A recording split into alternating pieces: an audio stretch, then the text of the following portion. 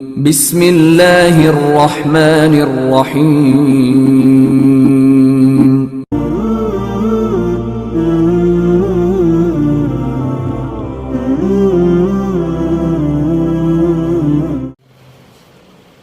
بسم الله الرحمن الرحيم إن في خلق السماوات والأرض واختلاف الليل والنهار والفلك التي تجري في البحر بما ينفع الناس وما أنزل الله من السماء من ماء فأحيا به الأرض بعد موتها وبث فيها من كل دابة وتصريف الرياح والسحاب المسخر بين السماء والأرض لآيات لقوم يعقلون ومن الناس من يتخذ من دون الله أندادا يحبونهم كحب الله والذين آمنوا أشد حبا لله ولو يرى الذين ظلموا إذ يرون العذاب أن القوة لله جميعا وأن الله شديد العذاب إذ تبرأ الذين اتبعوا من الذين اتبعوا ورأوا العذاب وتقطعت بهم الأسباب وقال الذين اتبعوا لو أن لنا كرة فنتبرأ منهم كما تبرأوا منا كذلك يريهم الله أعمالهم حسرات عليهم وما هم بخارجين من النار صدق الله العظيم الحمدللہ جیسے کہ گزشتہ ہفتے سنا گیا اللہ تبارک و تعالیٰ کی وحدانیت کا تذکرہ ہو رہا تھا کہ زمین و آسمان کا مالک تو صرف اللہ تبارک و تعالیٰ ہی ہے، اس کے علاوہ کوئی معبود نہیں۔ جب یہ بات مشرکوں نے سنی مکہ کے تو وہ چونک گئے اور کہنے لگے ارے ہم تو 360 بتوں کو مانتے ہیں اور آپ کہہ رہے ہو ایک خدا کو مانو، ایسا کیسے ہو سکتا ہے؟ ایک خدا کیسے ہو سکتا ہے؟ کیونکہ ان کے نزدیک ہر ایک چیز کے لیے خدا تھا، بارش کے لیے الگ خدا، کھانے کی ضرورتوں کے لیے الگ، پریشانیوں کے لیے الگ، ہر ایک چیز کے لیے انہوں نے خدا بنا لیا تھا۔ جب جیسے ضرورت پڑتی، جس چیز کی ضرورت پڑتی اس خدا کے سامنے یعنی بت کے سامنے جاتے اور منت و سماجت کرتے، اس کے نام کے چڑھاوے چڑھاتے۔ جو کچھ کہ آج کے غیر مسلموں میں رواج ہے وہ تمام مشرکین مکہ میں تھا۔ جب ان کے سامنے یہ آیت تلاوت کی گئی تو وہ چونکے کہنے لگے ایسا ہو ہی نہیں سکتا، باپ داداؤں کے زمانے سے 360 بت چلے آئے ہیں، خدا چلے آئے ہیں اور تم یہ خدا کی طرف بلاتے ہو۔ تو ایک بہت بڑا اشکال پیدا ہوا، تو انہوں نے کہا کہ کیسے ایک خدا ہے، ذرا بتاؤ تو صحیح۔ تو اللہ تبارک و تعالیٰ نے ان آیات کو نازل فرمایا، ان فی خلق السماوات والارض واختلاف اللیل والنہار والفلک التي تجری فی البحر۔ سمجھانے کا انداز بڑا پیارا تھا۔ علماء فرماتے ہیں کہ یوں سمجھایا گیا کہ دیکھو اگر خدا مختلف ہوتے تو آپس میں تضاد آتا۔ ایک خدا کہتا کہ دیکھو آج بارش ہونی چاہیے، دوسرا خدا کہتا کہ نہیں آج بارش کی ضرورت نہیں، آج دھوپ ہونی چاہیے۔ ایک خدا کہتا کہ فلاں کو لڑکا دیا جائے تو دوسرا کہتا فلاں کو لڑکی دی جائے۔ تو ایسا تضاد آتا کہ نظام سارا کا سارا درہم برہم ہو جاتا اور وہاں خدا کے اندر، خداؤں کے اندر لڑائی کی شکلیں پیدا ہو جاتی۔ ایک بندہ ایک خدا کے سامنے محبوب ہوتا، دوسرے کے سامنے مبغوض ہوتا۔ ایسا ہو نہیں سکتا کہ جس خدا کو جو انسان پیارا ہے دوسرے خدا کو وہی پیارا ہو جائے، اس کے نزدیک کوئی اور پیارا ہو جائے گا۔ تو جب یہ آپس میں تضاد ہوتا تو دونوں میں لڑائیاں ہوتی، جس کی وجہ سے دنیا کا سارا نظام درہم برہم ہو جاتا اور کائنات ختم ہو جاتی۔ اور دوسری چیز اس طریقے سے سمجھایا کہ دیکھو اللہ تبارک و تعالیٰ نے یہ بنانے والے تمام کائنات کو صرف ایک ہی اللہ ہے۔ ان فی خلق السماوات والارض، یقیناً جو کچھ آسمانوں میں اور زمین میں ہے، واختلاف اللیل والنہار، اور یہ کیا تم نہیں دیکھ رہے ہو کہ رات آ رہی ہے، دن جا رہا ہے، دن آ رہا ہے، رات جا رہی ہے، رات اور دن کی تبدیلی، واختلاف اللیل والنہار والفلک التی تجری فی البحر، اور کیا تم ان کشتیوں کو نہیں دیکھتے جو پانی کے اوپر جمے ہوئے جا رہی ہیں، بما ینفع الناس، لوگوں کو نفع پہنچا رہی ہے، کیونکہ کشتی کے اندر بہت سارا سامان ایک جگہ سے دوسری جگہ جاتا ہے، پہلے وہی نظام تھا، تو ایک جگہ سے دوسری جگہ کشتیوں کے ذریعے سے سامان جاتا ہے، لوگوں کو نفع پہنچتا ہے۔ یہ عقل کے خلاف تھا۔ کوئی چیز جب پانی میں ڈال دیا جاتا ہے تو وہ ڈوب جاتی ہے، مگر اللہ نے کشتیوں کا ایک نظام ایسا بنایا۔ اب سوال یہ پیدا ہے کہ کشتی بنانے والا تو انسان ہے، ہاں کشتی بنانے والا انسان ہے، مگر انسان کے دماغ میں کشتی بنانے کا جو فارمولہ اللہ وہ ڈالنے والے ہیں وہ اللہ تبارک و تعالیٰ ہیں، اور سب سے پہلے کشتی کو بنانے والے حضرت نوح علیہ السلام ہیں۔ نوح علیہ السلام نے کشتی بنائی، ان کو سکھانے والے اللہ تبارک و تعالیٰ ہیں، تو گویا کشتی بنانے والے بھی اللہ تبارک و تعالیٰ ہیں۔ اس سے علماء ایک نقطہ نکالتے ہیں، اسی لیے کہا جاتا ہے کہ جو بھی چیز تمہیں اچنبے میں ڈال دے، تعجب میں ڈال دے، فوراً اللہ کا شکر ادا کرو، اللہ کی تعریف کرو، کیونکہ اس تمام متعجب چیزوں کے پیچھے اللہ کی قدرت کار فرما ہے۔ پلین اڑ رہا ہے تو اللہ کی تعریف کرے، کیوں کہ اس کے پیچھے اللہ کی قدرت کام کر رہی ہے۔ اب سوال یہ پیدا ہوتا ہے کہ ارے پلین تو انسان بنا رہا ہے، پھر اللہ کی تعریف کیوں؟ تو یوں کہتے ہیں کہ انسان کو بنانے والا اللہ ہے، اور اس کے اندر دماغ دینے والے اللہ ہیں، اور یہ تمام دماغ کو استعمال کرنا سکھانے والے اللہ ہیں، تبھی تو جا کر انسان نے پلین بنایا ہے، جہاز بنایا ہے۔ تو تعریف اصل کی ہونی چاہیے، اصل کی تعریف ہوگی ہمیشہ۔ اس لیے جس چیز کو بھی دیکھو اللہ کی تعریف بیان کرو، مخلوق کی تعریف نہ بیان کرو۔ اگر مخلوق کی تعریف کرو گے تو تم شرک کے دروازوں میں سے ایک دروازے کی طرف چلے جاؤ گے، گویا تم اللہ کی ذات کے ساتھ شریک کر رہے ہو۔ تو یہاں پر بتایا جا رہا ہے والفلک التی تجری، جہاز پانی میں چلتے ہیں، بما ینفع الناس، جو لوگوں کے لیے نفع پہنچاتے ہیں، وما انزل اللہ من السماء، اور بارش کو نہیں دیکھتے کہ اللہ تبارک و تعالیٰ نے نازل کیا آسمانوں سے، من ماء فاحیا به الارض، صرف نازل نہیں کیا بلکہ اس بارش کے قطروں کے ذریعے سے مردہ زمین کو زندہ کیا۔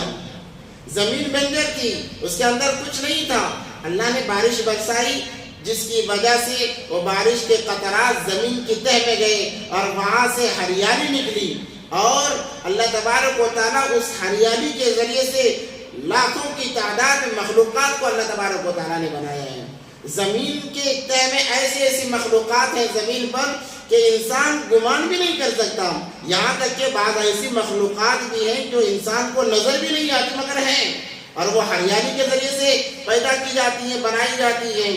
تو اللہ فرما رہے ہیں فاحیا به الارض بعد موتها، اور اس پانی کے ذریعے سے زمین کو زندہ کیا اس کے مرنے کے بعد میں۔ اس کے اندر ہریالی کو اگانے کی طاقت بالکل نہیں تھی، اللہ نے بارش برسائی جس کی وجہ سے زمین ہری بھری ہو گئی، وَبَثَّ فِيهَا مِن كُلِّ دَابَّةٍ، اور اس کے ذریعے سے اللہ تبارک و تعالیٰ نے جانوروں کو پھیلا دیا، عام کر دیا۔ وَتَصْرِيفِ الرِّيَاحِ وَالسَّحَابِ الْمُسَخَّرِ بَيْنَ السَّمَاءِ وَالْأَرْضِ، اور ہواؤں کو نہیں دیکھتے کہ اللہ تبارک و تعالیٰ نے زمین اور آسمان کے درمیان میں ہوا کو کیسا مسخر کر رکھا ہے، اللہ تبارک و تعالیٰ نے ہوا کو کیسے جکڑ رکھا ہے۔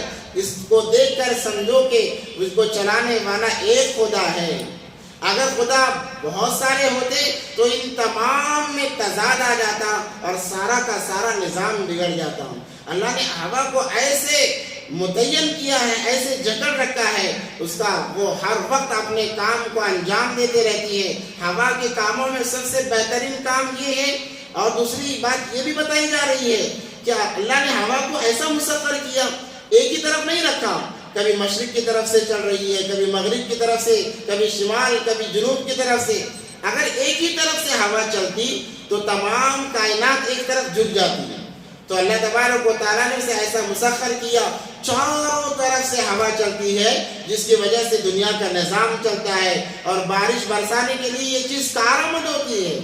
بارش کے لیے جو اللہ نے نظام بنایا، سمندر بنائے، سمندر کے اندر بخارات کو اللہ تبارک و تعالیٰ نے رکھا، وہ بخارات آسمانوں پر جاتے ہیں جو بادل کی شکل اختیار کر لیتے ہیں۔ اللہ تبارک و تعالیٰ انہی بخارات کو پانی کی شکل میں بادلوں میں جمع کر رکھتے ہیں۔ جہاں پانی کی بارش کی ضرورت ہوتی ہے اللہ ہوا کو حکم فرماتے ہیں، وہ ہوا ان بادلوں کو سینچتے ہوئے لے جاتی ہے، کھینچتے ہوئے لے جاتی ہے، اور جہاں پانی کی بارش کی ضرورت ہے وہاں اس کو برسا دیا جاتا ہے۔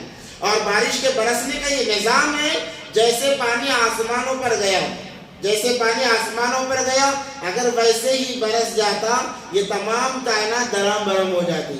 اللہ نے ایسے ذرات ہوا کے اندر رکھے ہیں، جب وہ بہنے کے لیے نکلتا ہے آسمان سے، زمین پہ آتے آتے وہ کئی مرحلوں سے گزرتا ہے اور ایک قطرہ بن کر زمین پر گرتا ہے، جس کی وجہ سے ہر مخلوقات کے لیے وہ نفع بخش ثابت ہوتا ہے۔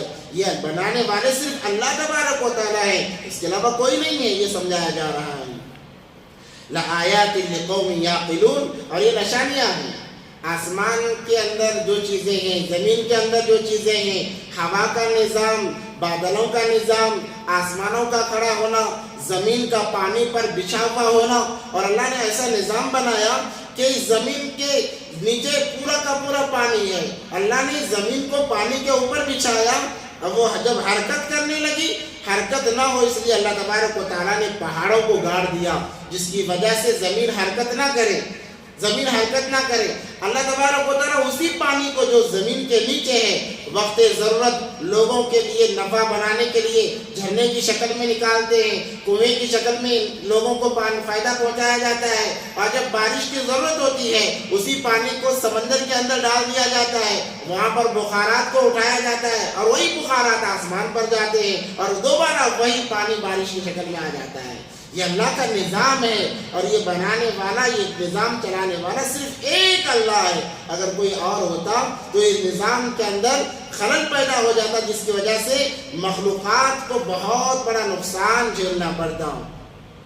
وَمِنَ النَّاسِ مَن يَتَّخِذُ مِن دُونِ اللَّهِ، لوگوں میں سے بعض لوگ ایسے ہیں جو اللہ کے علاوہ معبود بنا لیتے ہیں، اللہ کے علاوہ خدا بنا لیتے ہیں، اندادا یحبونہم کحب اللہ، اور وہ ان معبودوں کو ایسا چاہتے ہیں جیسے اللہ کو چاہتے ہیں۔ جتنے ان کے بت ہیں، ان کے خدا ہیں، وہ اپنے خداؤں کو ایسا چاہتے ہیں جیسے کہ اللہ کو چاہا جاتا ہے۔ والذین آمنوا اشد حبا للہ، اور ایمان والے وہ ہیں جو اللہ کو شدت سے چاہتے ہیں۔ جب اللہ کی محبت کی بات آتی ہے، وہ اللہ کے لیے کسی اور چیز کو ترجیح نہیں دیتے۔ علماء نے یہاں پر بہت ساری چیزوں کا تذکرہ کیا ہے، ان میں سے یہ ہے کہ جب انسان اللہ کی محبت سے زیادہ کسی اور سے محبت کرنے لگتا ہے تو وہ انسان اللہ کی نظروں سے گر جاتا ہے، اور دوسری بات یہ ہے کہ وہ گویا کہ ایک قسم کا شرک کر رہا ہے۔ اسی لیے حدیث میں آتا ہے کہ انسان کو حد سے زیادہ اگر کسی سے محبت کرنے کی اجازت ہے تو وہ صرف اللہ سے ہے، حد سے زیادہ۔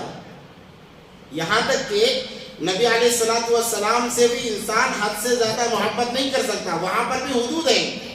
کیوں حدود ہیں؟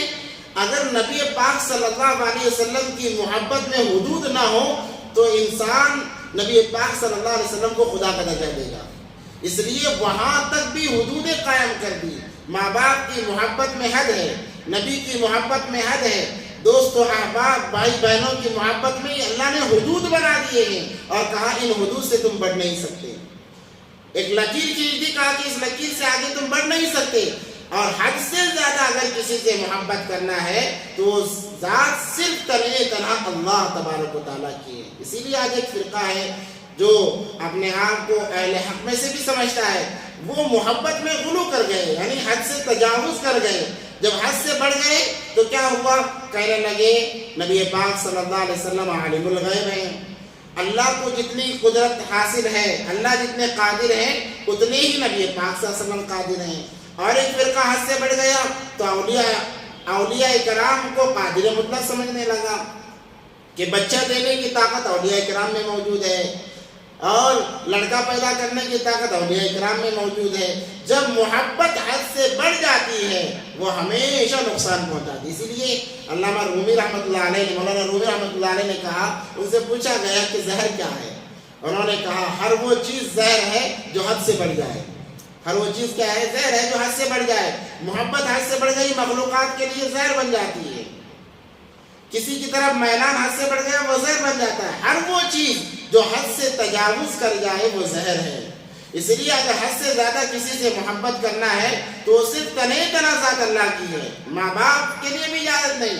اسی لیے جب احکام آتے ہیں اور ایک طرف ماں باپ کی اطاعت اور ایک طرف خدا کی اطاعت کا جب معاملہ آتا ہے، ماں باپ کی اطاعت کو چھوڑ دیا جاتا ہے، خدا کی اطاعت کو ترجیح دی جاتی ہے۔ ماں باپ یہ کہیں کہ اگر تو نماز کو جائے گا ہم تجھ سے ناراض ہو جائیں گے، تجھے بددعا دے دیں گے، کہو تمہارے بددعا کی کوئی پرواہ نہیں ہے، اللہ راضی ہو جائے۔ احکام خدا بندی کو بجا لانے کے لیے چاہے ساری دنیا کو ناراض کرنا پڑے کوئی معاملہ نہیں ہے، اللہ راضی ہو جائے بس انسان کو۔ اسی لیے کہا والذین آمنوا، اور ایمان والے وہ ہیں اشد حبا للہ، شدت کے ساتھ اللہ سے محبت کرتے ہیں۔ اللہ کی محبت کے آگے کسی کی محبت کی نہیں چلتی، یعنی کسی محبت کو مانتے ہی نہیں ہیں کہ جو بھی ہو جائے اللہ کی محبت سب سے مقدم رکھتے ہیں۔ اصل تو وہی ایمان والے ہیں۔ یہاں پر ایمان والوں کی علامت اور پہچان بتا دی گئی ہے۔ ہم ذرے بہانے سے، جیسے کہ آج کل شادی بیاہ میں ہوتا ہے کہ رسم و رواج چلتے ہیں، کہتے ہیں کہ اگر تو نے فلاں رسم نہیں کی تو ہم ناراض ہو جائیں گے، تو بندہ کہتا ہے کہ ماں باپ ناراض ہو جائیں گے، خاندان والے ناراض ہو جائیں گے، چلو کر لیتے ہیں، گویا اللہ کی محبت کو ٹھکرا رہا ہے۔ یہاں پر ترجیح مخلوقات کو دے رہا ہے۔ جب انسان اللہ کے معاملے میں، شریعت کے معاملے میں مخلوقات کو ترجیح دیتا ہے، وہی تو من چاہے زندگی گزار رہا ہے، وہ من چاہے دین کو اپنا رہا ہے، اس کی تو بالکل اجازت نہیں ہے۔ ہاں آپ یہ کر سکتے ہو کہ یہ کام کرنے سے اگر تم ناراض ہو رہے ہو کوئی بات نہیں، اللہ تو راضی ہو رہا ہے۔ اور ایک بات مزاج یہ بھی ہے کہ لوگ کہتے ہیں، خصوصاً نوجوانوں کے فون بھی آتے ہیں، وہ ملاقات بھی کرتے ہیں، کہتے ہیں کہ بھئی ہمیں ضرورت ہے نکاح کی، مگر اگر میں ابھی نکاح کی بات چھیڑوں گا تو ماں باپ ناراض ہو جاتے ہیں، خاندان والے ناراض ہو جاتے ہیں، اب کیا کیا جائے؟ ان کے لیے میں اپنے آپ کو روک رہا ہوں۔ دیکھو جذبات جب ابھر جاتے ہیں اس وقت میں انسان کو اپنے آپ کو روک لگانا یہ خود پر زیادتی کرنا ہے، اور اللہ کی طرف سے خود پر زیادتی کرنے کی گنجائش نہیں ہے۔ ہاں اگر تم ماں باپ کو ناراض کر کے اللہ کو راضی کرنے کے لیے نکاح کرو، گنجائش ہے، اس کی ممانعت نہیں۔ اگر یہ کہے لوگ کہ ماں باپ کو بتائے بغیر اس نے کر لیا ہے، بتائیں گے تو ماں باپ ناراض ہو رہے ہیں، اگر نہیں بتائیں گے تو میں گناہ کی طرف جا رہا ہوں، اس سے بہتر یہی ہے کہ میں اللہ کو راضی کروں۔ تو احکام کا جہاں معاملہ آتا ہے، مخلوقات اور خدا کا معاملہ آتا ہے، کسی معاملے میں مخلوقات کو ترجیح دینے کی ضرورت نہیں ہے، بلکہ اللہ کو ترجیح دیں۔ اللہ کو راضی کرنے کے لیے ہم ہر چیز کر جائیں۔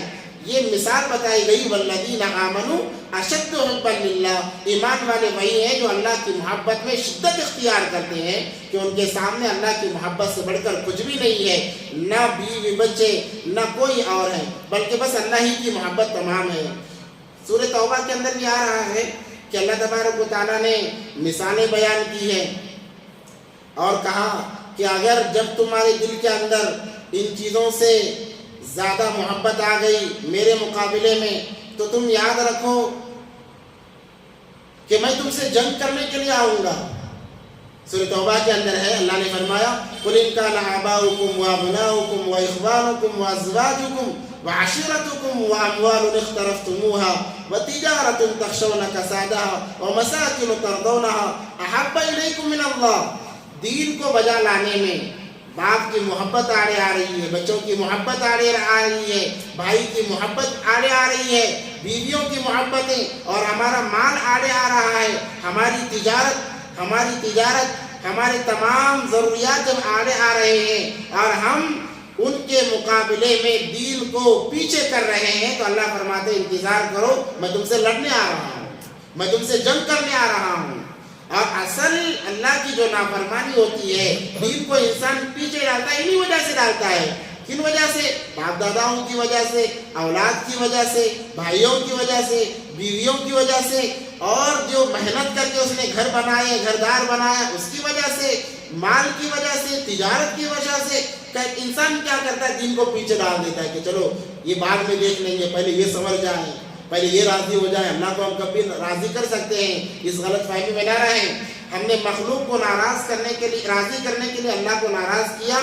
اللہ کو راضی کرنے سے پہلے موت آ گئی تو ہم مرتد بنے، ایمان پر ہمارا خاتمہ نہیں ہے۔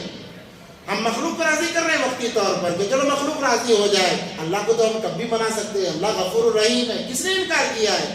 اللہ تو غفور الرحیم ہے، مگر اتنی مہلت بھی تو ملنی چاہیے۔ تم نے یہاں مخلوق کو راضی کیا، خدا کو ناراض کر دیا، خدا کی طرف پلٹنے والے تھے کہ موت آ گئی تو مرتد مرے، ہمیشہ کا ٹھکانہ جہنم میں ہو گیا۔ اس لیے جب دو چیزیں سامنے آ جاتی ہیں، اللہ کی محبت، اللہ کے دین کا تقاضا، اور مخلوق کی محبت اور ان کا تقاضا، جب یہ دونوں چیزیں سامنے آ جاتی ہیں تو مخلوق کو پیچھے چھوڑ دیں، اللہ کو سامنے رکھے، خالق کو سامنے رکھے۔ تم خالق کی طرف لپک جاؤ، مخلوق خود بخود تمہارے تابع ہو جائے گی، خود بخود راضی ہو جائے گی۔ تو الذین آمنوا اشد حبا للہ، اللہ کے دین کا جب تقاضا آتا ہے، شریعت کا جب تقاضا آتا ہے تو دنیا کی طرف نہ دیکھو، مخلوق کی طرف نہ دیکھو، بلکہ اللہ کی محبت میں حد سے تجاوز کر جاؤ۔ وَلَوْ يَرَى الَّذِينَ ظَلَمُوا اِذْ يَرَوْنَ الْعَذَابَ، اور جب ان لوگوں نے دیکھا، وہ لوگ جنہوں نے ظلم کیا، انہوں نے جب اللہ کے عذاب کو دیکھا، ظلم کیا کیا کہ مخلوق کی محبت میں حد سے بڑھ گئے، خالق کی محبت کو پیچھے رکھ دیا، مخلوق کی محبت میں حد سے بڑھ گئے۔ اِذْ يَرَوْنَ الْعَذَابَ، جب انہوں نے عذاب کو دیکھا، أَنَّ الْقُوَّةَ لِلَّهِ جَمِيعًا، کہ تمام طاقتیں تو اللہ کی ہیں، ہر طاقت تو اللہ کی ہے، سب کچھ کرنے والے تو اللہ ہیں۔ وَأَنَّ اللَّهَ شَدِيدُ الْعَذَابِ، اور یقیناً اللہ تبارک و تعالیٰ کا عذاب بڑا سخت ہے، بڑا زبردست ہے۔ استبرأ الذین اتبعوا، جب وہ لوگ استبرأ الذین اتبعوا من الذین اتبعوا، جب انہوں نے دیکھا جن کی یہ لوگ اتباع کیا کرتے تھے، یعنی اپنے باپ داداؤں کی اتباع کیا کرتے تھے، من الذین اتبعوا ورأوا العذاب، انہوں نے ان کو چھوڑ دیا ہے۔ جہنم میں لوگ دیکھیں گے، یہ لوگ جن کی اتباع کر رہے تھے دنیا کے اندر، جن خداؤں کو مان رہے تھے، جن معبودوں کی پرستش کر رہے تھے، جہنم میں دیکھیں گے اللہ پوچھیں گے کہ کیا تم نے کہا تھا تمہاری عبادت کرنے کے لیے؟ وہ تو صاف منع کر دیں گے، اللہ ہم نے تو نہیں کہا تھا، ہم نے تو نہیں کہا تھا، یہ خود ہی اپنے باپ داداؤں کو دیکھتے یہ ہماری پوجا کر رہے تھے، ہم نے تو کبھی کہا ہی نہیں، وہ صاف انکار کر دیں گے۔ جب وہ دیکھیں گے لوگ جن کی وہ اتباع کر رہے تھے انہوں نے انہیں چھوڑ دیا ہے، وَتَقَطَّعَتْ بِهِمُ الْأَسْبَابُ، تمام اسباب ختم کر دیے، وقال، وہ کہیں گے الذین اتبعوا، ان لوگوں سے جن کی اتباع کیا کرتے تھے دنیا میں، لو ان لنا کرۃ، اگر ہمیں موقع ملتا لوٹنے کا، دوبارہ دنیا میں آنے کا، فنتبرأ منہم، تو ہم بھی ان سے منہ موڑیں گے، کما تبرؤوا منا، جیسے انہوں نے آج ہم سے منہ موڑا ہے۔ مگر اس وقت کا یہ کہنا کیا فائدہ دے گا اس وقت، کیونکہ نظام اب بدل چکا ہے۔ تم جہنم میں جانے کے بعد جب اللہ نے ان سے پوچھا، انہوں نے صاف انکار کر دیا۔ اب وہ لوگ خواہش کر رہے ہیں کہ اللہ اگر ہمارے لیے یہ موقع ہوتا کہ ہم دنیا میں چلے جائیں تو ہم بھی ان سے ایسے ہی اعراض کرتے جیسا کہ انہوں نے آج یہاں پر ہم سے اعراض کیا ہے۔ کما تبرؤوا منا کذالک یریہم اللہ، اللہ تبارک و تعالیٰ اسی طرح بتائیں گے اعمالہم، ان کے اعمال کو، حسرات علیہم، حسرت کے علاوہ ان کے ہاتھ کچھ آنے والا ہی نہیں ہے، وہ حسرت کرتے رہیں گے۔ مگر اس وقت کا حسرت کرنا کیا فائدہ دے گا؟ دنیا کی زندگی کو اسی لیے غنیمت سمجھنا چاہیے۔ ہماری زندگی کا ایک ایک لمحہ اللہ کی خوشنودی کے لیے ہو، بس اللہ کی اطاعت اور رضامندی کے لیے ہو بس، ورنہ اس وقت کا حسرت کرنا کچھ فائدہ نہیں دے گا۔ وَمَا هُمْ بِخَارِجِينَ مِنَ النَّارِ، اور انہیں جہنم سے نکالا نہیں جائے گا، وہ ہمیشہ ہمیش کے جہنم میں پڑے رہیں گے۔ اب اللہ تبارک و تعالیٰ فرما رہے ہیں دیکھو میری محبت میں حد سے بڑھنے کا مطلب یہ نہیں ہے کہ بس اللہ اللہ کرتے رہو، دنیا کی تمام چیزوں کو چھوڑ دو، ایسا نہیں ہے، بلکہ جو اسباب اختیار کرنے کا اللہ نے حکم دیا، تمام اسباب اختیار کرو، تمام اسباب اختیار کرو۔ ان اسباب میں سب سے پہلے بیویاں ہیں، جب بیوی آ جاتی ہے دنیا کے تمام اسباب جڑ جاتے ہیں۔ ایک آدمی کے ساتھ اتنے اسباب نہیں جڑتے، جب وہ ڈبل ہو جاتا ہے، یعنی اپنے ایمان کی تکمیل نکاح کے ذریعے سے کر لیتا ہے، دنیا کے تمام اسباب جڑ جاتے ہیں، روزی کا معاملہ جڑ جاتا ہے، اولاد کا، ان کی پرورش کا معاملہ جڑ جاتا ہے، تمام معاملات اسباب تمام کے تمام جڑ جاتے ہیں۔ اللہ نے کہا کہ ان تمام چیزوں کو دیکھتے ہوئے، ان میں رہتے ہوئے تمہیں مجھے راضی کرنا ہے۔ اور بعض جگہ تو یہ قید لگا دی، جو اپنے مادیاتوں کی فکر نہیں کرتا وہ اپنے دین کی بھی فکر نہیں کرتا، جو اپنے گھر والوں کی فکر نہیں کرتا وہ اپنے دین کی بھی فکر نہیں کرتا۔ تو گویا کہ یہ لازم اور ملزوم بنا دیا، دونوں کا جوڑ لگا دیا کہ مجھے بھی راضی کرنا ہے، انہیں بھی راضی کرنا ہے۔ یہ نہیں کہ ان کی محبت میں مجھے بھول جاؤ، یہ نہیں کہ میری محبت میں بس ان کو بھلا ہی دو تو ان کو راستے پر چھوڑ دو، وہ بھٹکتے ہوئے پھریں، ایسا بھی نہیں ہے، بلکہ ان کی ضروریات کو پورا کرتے ہوئے۔ اسی لیے اس امت کے اعمال کو بڑھا دیا گیا۔ پہلے کیا تھا، لوگ پہاڑوں میں چلے جاتے، 500 سال اللہ اللہ کرتے زندگی گزار لیتے تھے، زندگیاں بھی لمبی تھی اور یہ چیزیں ان کے سامنے معنی نہیں تھی، مگر نبی پاک صلی اللہ علیہ وسلم کی امت کو عمریں کم دی گئی۔ نبی پاک صلی اللہ علیہ وسلم کو افسوس ہوا کہ میری امت کی عمریں اتنے کم ہیں، وہ اعمال کیا کریں گے؟ تو نبی اللہ تبارک و تعالیٰ نے فرمایا نبی جی آپ فکر نہ کیجیے، آپ کی امت میں جب کوئی میرے لیے اخلاص سے عمل کرے گا، ان کا عمل دیگر امتوں کے درجے میں 10 گنا بڑھا دیا جائے گا۔ کتنا بڑھا دیا جائے گا؟ 10 گنا بڑھا دیا جائے گا۔ اسی لیے روایات میں آتا ہے، اگرچہ بعض محدثین نے اس پر ضعف لگایا ہے، مگر احادیث میں آتا ہے کہ اس امت کے ایک ایک فرد کا عمل 10 صحابہ کے برابر دیا جائے گا۔ اس کا مطلب یہ نہیں کہ ہم صحابہ سے بڑھ گئے، کوئی انسان صحابی سے بڑھ نہیں سکتا، یہاں تک کہ دنیا کے تمام اولیاء بھی ایک ادنا صحابی سے بڑھ نہیں سکتے، مگر تسلی دینے کے لیے اللہ نے یہ فرمایا کہ صحابہ کے 10 صحابہ جتنا عمل کرتے ہیں، اس امت کا ایک فرد جو عمل کرے گا تو ان کے 10 صحابہ کو جتنا ثواب دیا جا رہا ہے، ایک اس امتی کو دیا جائے گا، ایک امتی کو دیا جائے گا۔ اللہ نے خوش کر دیا۔ تو یہاں پر اسی کا تذکرہ ہو رہا ہے، یا ایھا الناس، اے لوگو، کلو، کھاؤ، مما فی الارض حلالا طیبا، وہ تمام چیزیں کھاؤ جو تمہارے لیے حلال کر دی گئی ہیں، وہ تمام چیزیں بڑے مزے سے کھاؤ۔ ولا تتبعوا خطوات الشیطان، شیطان کی اتباع نہ کرو۔ مشرکین مکہ نے چند چیزیں اپنے اوپر حرام کر لی، جو چیزیں حلال تھی ان کو اپنے اوپر حرام کر لیا کہ ہم یہ نہیں کھائیں گے، ہم یہ نہیں کھائیں گے۔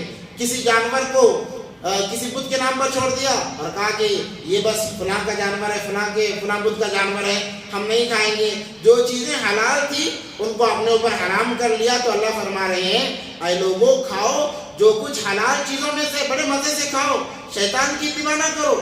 جو تم کر رہے ہو، بتوں کے نام پر جانوروں کو چھوڑنا اور اپنے آپ کے لیے حلال چیزوں کو حرام سمجھنا، یہ شیطان کی پیروی ہے۔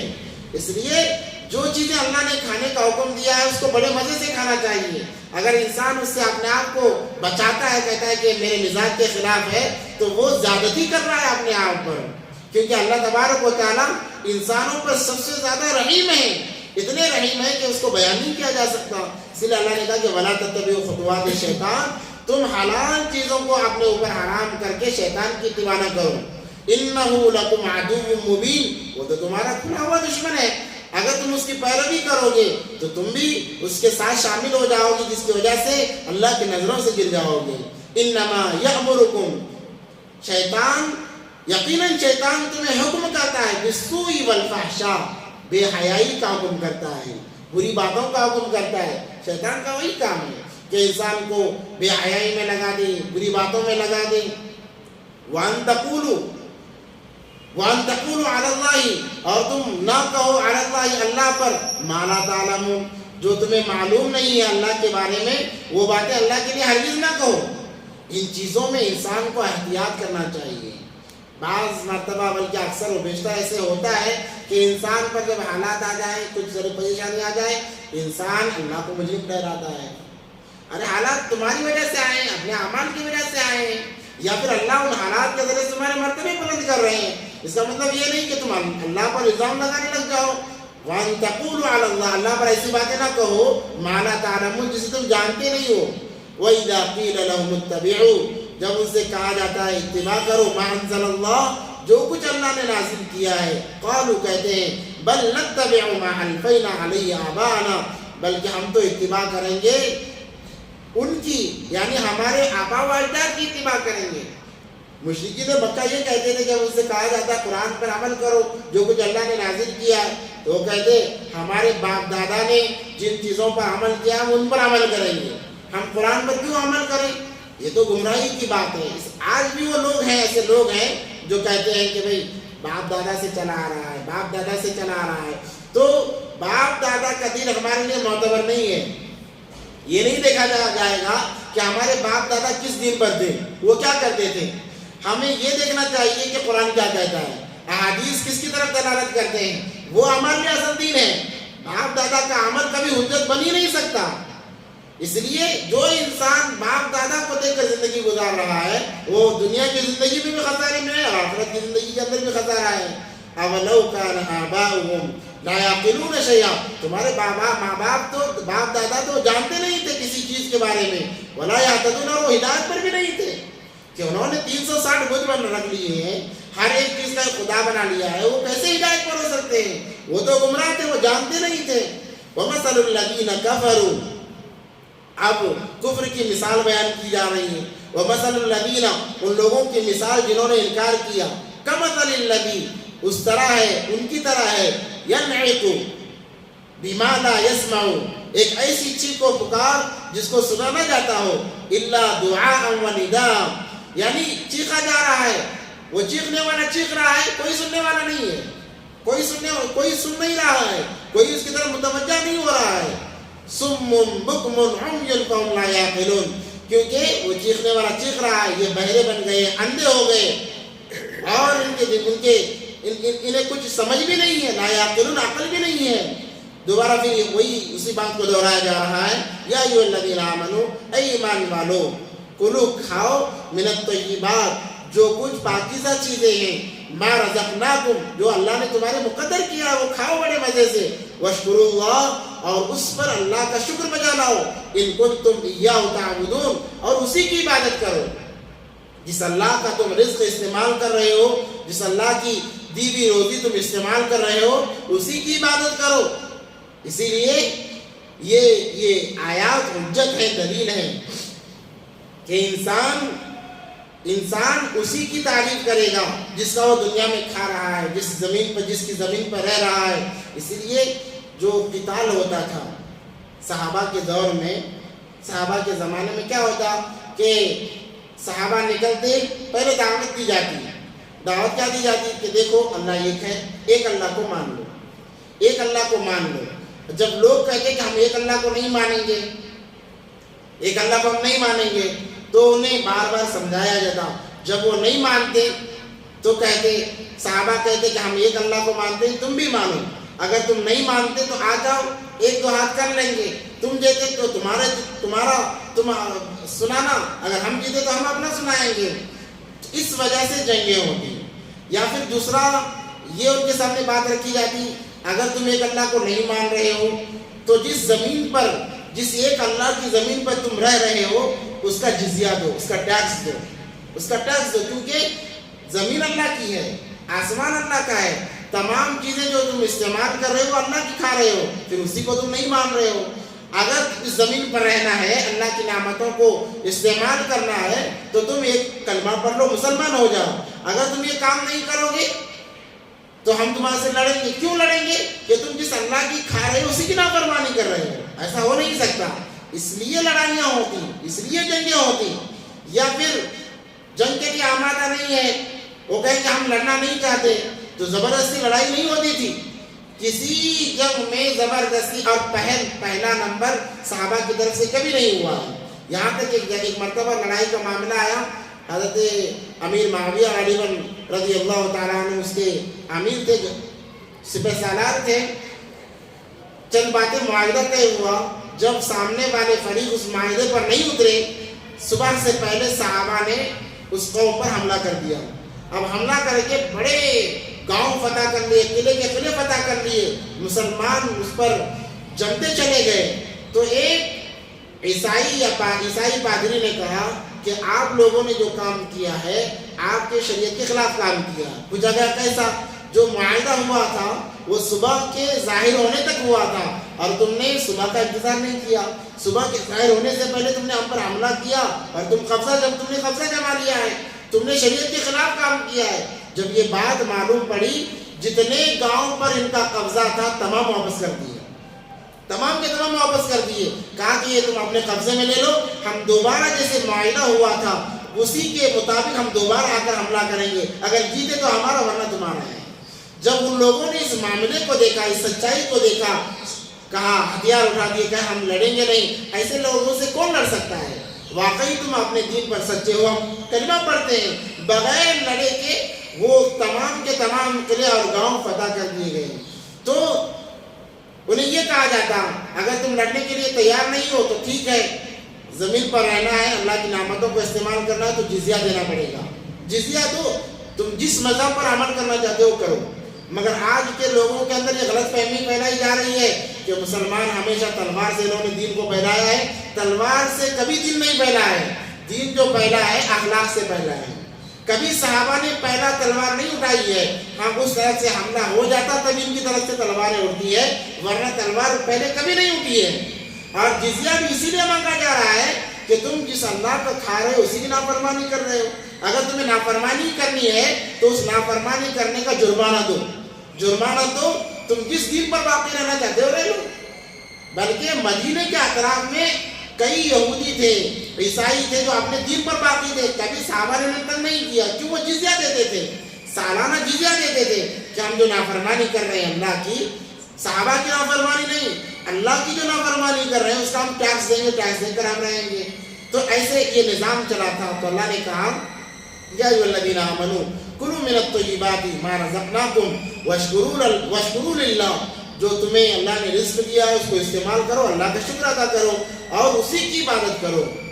اب یہاں سے حرمت کا بیان کیا جا رہا ہے, جو چیزیں اللہ نے حرام کی ہیں, کیونکہ بعض لوگوں نے حلال چیزوں کو حرام کر لیا تھا. تو یہاں پر اللہ حرام کون سی چیزیں اس کو بتا رہے ہیں. انما حرم علیکم المیتۃ والدم ولحم الخنزیر وما احل به لغیر اللہ, کہ یقیناً حرام ہے تم پر وہ چیزیں. کون سی چیزیں؟ مردار جانور وہ حرام ہے, خون حرام ہے, لحم الخنزیر خنزیر کا گوشت حرام ہے, وما احل لغیر اللہ وما احل به لغیر اللہ, اور وہ جانور بھی حرام ہے جن کو تم نے بتوں کے نام پر چھوڑ دیا ہے. یعنی یہ فلاں کے لیے ہم نے چھوڑ دیا, یہ فلاں کے لیے, جسے منت بھی کہتے ہیں. بعض لوگ ولی کے نام پر جانور ذبح کرتے ہیں, وہ بھی تمام کے تمام حرام ہے. اگر جس جانور پر اللہ کے غیر کا نام پکارا جائے وہ تمام کے تمام حرام ہے, چاہے وہ ولی ہو, چاہے یہاں تک کہ نبی کے نام پر بھی جانور کو ذبح نہیں کیا جا سکتا. نبی کے بقرہ عید کے موقع پر بعض جو لوگ جانتے نہیں ہیں وہ کہتے ہیں کہ یہ نبی کے نام کا بکرا ہے, نبی کے نام کا بکرا ہے. اب جب ذبح کیا جاتا ہے تو یہی سوچتے ہیں کہ ہم نبی کے نام پر ذبح کر رہے ہیں, اس کا گوشت, وہ بکرا بھی حلال نہیں حرام ہے, اس کا گوشت کھانا بھی حرام ہے. تو پھر کیسے کیا جائے؟ جب اس بکرے کو ذبح کرنے کا موقع آئے دل میں یہ نیت کریں نبی پاک صلی اللہ علیہ وسلم کی طرف سے اللہ کے نام پر ذبح کر رہا ہوں. یہ طریقہ ہے, یہ آداب ہے. ہمارے لوگ سیکھتے نہیں, پوچھتے نہیں اور جیسا چاہا ویسا کام کر جاتے ہیں, جس کی وجہ سے حلال چیز بھی حرام بن جاتی ہے. اگر آپ نبی کے نام پر بھی ذبح کرو گے تب بھی حلال نہیں ہوگا. اسی لیے یہاں پر حد بتائی گئی, محبت کی حد متعین کی گئی. حد سے تجاوز اگر کسی چیز میں کرنا ہے وہ اللہ کی ذات میں, بس آپ اللہ سے بے انتہا محبت کرو, اپنے آپ کو اس پر قربان کر دو, کوئی معاملہ نہیں. مگر دوسرے تمام مخلوقات کے لیے اللہ نے حدود متعین کی ہیں, اس حدود سے انسان بڑھ نہیں سکتا. اب یہاں سے بہت سارے مسائل کو نکالا گیا ہے کہ مردے سے کیا مراد ہے. ہر وہ چیز حرام ہے, ہر وہ مردار جانور, یعنی مثال کے طور پر ایک حلال جانور ہے, مر گیا, مردار ہو گیا, اور حلال جانور ہے غیر اللہ کے نام پر ذبح کیا گیا, وہ حرام بن جاتا ہے. حالانکہ جانور تو حلال تھا, کسی غیر کے نام پر ذبح کر دیا گیا, وہ حرام بن گیا. اور اسی کے ساتھ ساتھ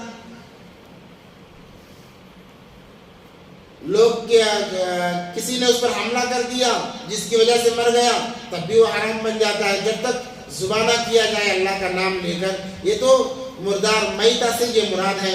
اور جانوروں کی جب جانور مردار ہو جاتا ہے اس کی تمام چیزیں حرام بن جاتی ہیں, اس کی کوئی چیز استعمال نہیں کی جا سکتی. ہاں البتہ اس کا جو چمڑا ہے اس کو دباغت کے بعد میں استعمال کیا جاتا ہے. دباغت وہ آگ کے ذریعے سے جلا کر اسے پاک کیا جاتا ہے, اس کا چمڑا تب استعمال کر سکتے ہیں. اگر دباغت کے بغیر استعمال کرنا چاہے تب اس کی اجازت نہیں ہے. والدم, خون بھی حرام ہے, خون کا استعمال بھی جائز نہیں ہے, چاہے وہ کسی طریقے کا خون ہو, خون حرام ہے. بعض لوگ کیا کرتے تھے جب جانور ذبح کرتے تو جیسے ہی ذبح کیا جو خون نکلتا ہے اس کو استعمال کرتے تھے, کہا کہ یہ بھی حرام ہے, اس کو بھی تم استعمال نہیں کر سکتے. ہاں البتہ جانور کی ذبح کرنے کے بعد میں گوشت پر جو خون لگا ہوا ہوتا ہے وہ حلال ہے, وہ پاک ہے. اگر ذبح کر دیا, اس کی چمڑی نکال دی, گوشت پر خون لگا ہوا ہے, تم نے ایسے ہی پکا کر کھا لیا تو کوئی ذائقہ نہیں ہے, کوئی حرج نہیں ہے, وہ حلال ہے. ہاں کراہت ہے, دھو لینا چاہیے, مگر وہ خون حلال ہے کیونکہ وہ اس حرام خون میں شامل نہیں ہے. ولحم الخنزیر, خنزیر تو چاہے اللہ کے نام پر اس کو ذبح کیا جائے یا جو بھی کیا جائے وہ تو حرام کا حرام ہی ہے. نجیس العین اسے کہا گیا ہے, وہ نجیس العین ہے. آپ جیسے بھی کرو گے وہ حرام ہے اور اس کی ہر چیز حرام ہے. ہاں سوائے ایک چیز کے, اس کے بال سلائی کے کام کے آتے ہیں, بال اس کے سلائی کے لیے استعمال کیے جاتے ہیں. اگر وہ اس کے بال استعمال کیے جا رہے ہیں سلائی میں تب وہ حلال بن جاتا ہے, ورنہ تمام چیزیں اس کی حرام ہیں. وما اہل لغیر اللہ, وما اہل بھی لغیر اللہ, اور وہ جانور جو اللہ کے غیر پر ذبح کیے جائیں وہ تمام کے تمام حرام ہیں. فمن اضطر غیر باغ ولا عاد فلا اثم علیہ. ہاں مگر چند حرام چیزیں ایک وقت میں حلال بن جاتی ہیں. وہ کب ہے کہ انسان اضطراری حالت میں آ جائے, مجبوری کی حالت میں آ جائے کہ حلال کی کوئی شکل اس کے پاس نہیں ہے, حلال کی کوئی شکل نہیں. اور دوسری بات, جن جانوروں کو حرام کیا گیا, کہا گیا, ان کی چربی بھی حرام ہے. آج کل یوروپ میں جتنی چیزیں بنتی ہیں ان جانوروں کی چربی سے بنائی جاتی ہیں, کیونکہ ان کو ذبح نہیں کیا جاتا بلکہ جھٹکے کے ذریعے سے ان کو یہ کیا جاتا ہے جس کی وجہ سے ان کی چربی بھی حرام بن جاتی ہے. اس لیے دیکھیں, تحقیق کر کے کھائیں, استعمال کریں, بغیر تحقیق کے استعمال نہ کریں, ورنہ اس پر لکھا ہوا ہوتا ہے کہ کیا ملایا گیا ہے, حلال ہے حرام ہے, وہ دیکھ کر استعمال کریں. تو بعض حرام چیزیں ایک وقت کے لیے حلال بن جاتی ہیں. مثال کے طور پر کہ انسان ایسی جگہ ہے جہاں پر کوئی حلال چیزیں نہیں ہیں. اب یہ اگر حرام کو استعمال نہیں کرے گا تو مر جائے گا, حرام کو استعمال نہیں کرے گا تو مر جائے گا. اس وقت میں حرام کی استعمال کی گنجائش دی گئی ہے بقدر ضرورت, اتنا استعمال کرے گا جتنا جان بچ جائے. مزے کے لیے نہ کھاتا, اس لیے کہا گا فمن اضطر غیر باغ ولا عاد فلا اثم علیہ. بس ضرر کو ختم کرنے کے لیے استعمال کر رہا ہے, پریشانی کو دور کرنے کے لیے استعمال کر رہا ہے, جان بچ جائے تب جائز ہے, اس پر کوئی گناہ نہیں ہے. ہاں لذت کے لیے استعمال نہ کرے. بعض مطلب ہوتا یہ ہے کہ جب میں حرام کھا ہی رہا ہوں تو دیکھو اس کے اندر کتنی لذت ہے, چلو اور ذرا زیادہ کھا لیتا ہوں, اور ذرا زیادہ کھا لیتا ہوں. ایک مدرسے کے استاد بول رہے تھے اپنے شاگردوں کو کہ دیکھو غیر محرم پر نظر ڈالنا حرام ہے, غیر محرم پر لڑکیوں پر نظر ڈالنا حرام ہے, غیر محرم چاہے جو بھی ہو حرام ہے. ہاں پہلی نظر پڑ جائے تو معاف ہے, پہلی نظر پڑ جائے, اچانک پڑتی ہے کیونکہ پہلی نظر حرام ہمیشہ اچانک پڑتی ہے, پڑ جائے تو معاف ہے. تو ایک شاگرد نے کہا کہ حضرت پہلی نظر میں بہت زیادہ دیکھ لے تو کیا ہوگا, پہلی نظر میں اور لوگ اپنا دماغ چلاتے ہیں, یہ سوچتے ہیں کہ پہلی نظر معاف ہے تو پہلی ہی نظر میں 1-2 منٹ دیکھ لیتے ہیں کہ چلو پہلی نظر دیکھ رہے ہیں. یہ تمام چیزیں حرام میں ہی شامل ہوتی ہیں. انسان اپنے دماغ سے کوئی دین میں چیز شامل نہیں کر سکتا. تو ایسا نہ ہو کہ چلو جب میں حرام استعمال کر ہی رہا ہوں تو زیادہ استعمال کر لوں تاکہ اس کی لذت بھی محسوس ہو جائے, تاکہ یہ کیسا کیا چیز ہے معلوم پڑ جائے. اس کی گنجائش نہیں ہے. بقدر بادام یعنی 1-2 لقمے, اور 1-2 لقمہ انسان سکرات کے عالم میں استعمال کر لے, جب جان جا رہی ہے تو انسان بچ جاتا ہے. اس کے بقدر کراہت کے ساتھ میں استعمال کر رہا ہے تو اس کی گنجائش ہے، اجازت ہے، اس پر کوئی گناہ نہیں ہے، مگر اس کی لذت کو محسوس کرنے کے لیے کھا رہا ہے تو سخت گناہ، وہ چیز حرام کی حرام ہی رہے گی۔ ان اللہ غفور الرحیم، کیوں؟ اس لیے کہ اللہ تبارک و تعالیٰ غفور الرحیم ہے، انسان پر زیادتی اللہ خود نہیں کرنا چاہتے، اسی لیے تو کہا گیا اے میرے بندے میری بات مان کر چل تاکہ تو جہنم کی آگ سے میں تجھے بچا سکوں۔ اسی لیے تو اللہ تبارک و تعالیٰ معمولی بہانوں سے جنت کے فیصلے کر رہے ہیں، اس لیے کہ اللہ نہیں چاہتے کہ کوئی بندہ جہنم میں جائے۔ نبی پاک صلی اللہ علیہ وسلم نے ایک مثال دی کہ ایک عورت وہاں پر بہت ساری آگ لگی ہوئی تھی، اس کا بچہ کھو گیا تو یہ اپنے بچے کو بے تحاشا پاگلوں کی طرح ڈھونڈ رہی تھی، تلاش کر رہی تھی۔ نبی پاک صلی اللہ علیہ وسلم نے فرمایا کہ میرے صحابہ بتاؤ جب اس سے بچہ مل جائے تو کیا اپنے بچے کو اس آگ میں ڈالے گی؟ کہا کہ نہیں، اللہ کی نبی تو اتنی پریشان ہے، یہ کیسے ڈال سکتی ہے؟ تو نبی پاک صلی اللہ علیہ وسلم نے فرمایا اللہ بھی ایسے ہیں، اللہ کسی بندے کو جہنم میں ڈالنا نہیں چاہتے، اللہ ہر ایک کو جہنم سے بچانا چاہتے ہیں، مگر انسان ہی ہے اپنے اعمال کی وجہ سے جہنم میں جانے کا اصرار کرتا رہتا ہے، اللہ تو اسے بچانا چاہتے ہیں، اسی لیے تو نبیوں کا سلسلہ جاری کیا۔ اس کے بعد میں علماء پر یہ تاکید لگا دی کہ اگر تم نے میرے بندوں کو میرا راستہ نہیں بتایا، راہ حق نہیں دکھایا تو تمہاری سب سے بڑی پہلے گرفت کی جائے گی۔